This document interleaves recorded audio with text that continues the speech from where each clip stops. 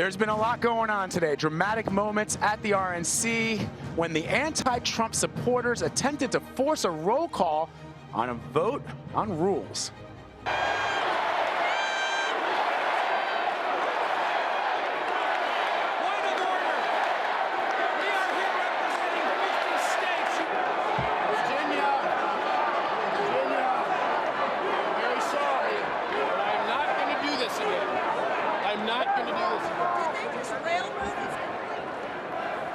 Accordingly, the chair has found insufficient support for the request for a record vote.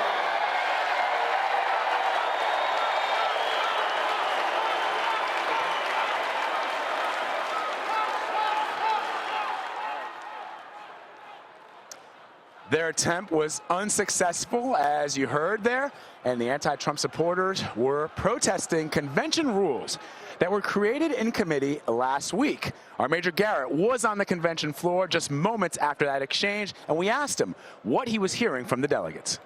So obviously the disruptions here on the floor played out not the way that the Never Trump faction wanted it to, but certainly the way the Trump factions believed it would.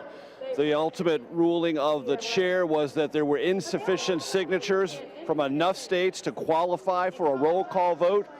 That did not go over well among the Never Trump factions, and there was a tremendous amount of pressure applied here on the floor of the Republican National Convention to get people who had originally signed petitions to have that roll call vote withdraw their signatures. That process happened. The tactics have been described to me as strong-arming, a little intense, very persuasive, if you will. But in the end, after one effort to sort of just take a voice vote and move on, those at the podium decided to go back, have a second voice vote, and then declare why, in fact, the rules were being followed, because the protests on the floor were, hey, the rules aren't even being followed, and if we're a party without rules, what the heck are we here for in the first place? So from the podium, there was this concerted effort to sort of redo the whole process consistent with the underlying rules of this party and this convention to get the ultimate result the Trump forces wanted and have been pushing all along, which is approve these rules, smooth Trump's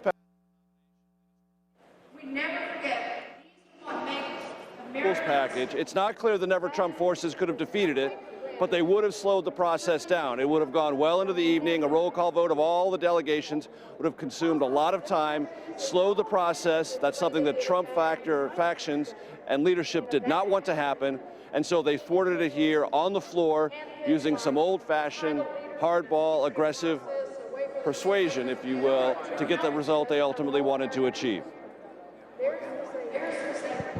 And Major, what did some of the delegates actually tell you? I just wanted to, did you talk to a couple of them, and just what did they say to you? So there's a lot of different interpretations of what's going on here and what ought to happen. If you talk to the Never Trump factions, they're like, look, vote on this set of rules. We can't probably defeat Donald Trump as a nominee, but if we defeat the rules package, then at least it's a theoretical possibility.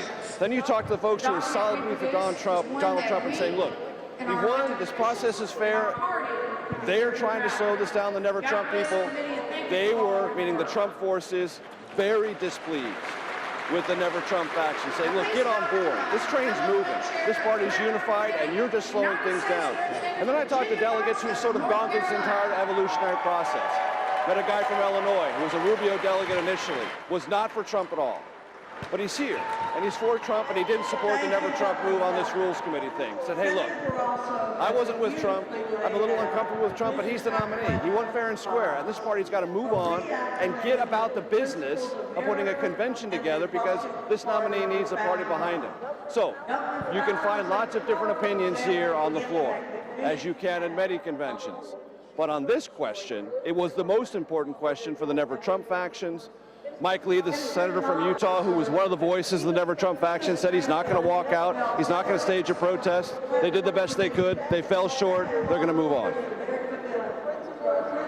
All right, our chief White House correspondent, Major Garrett, on the floor right now of the convention, talking to the delegates and breaking it down for us.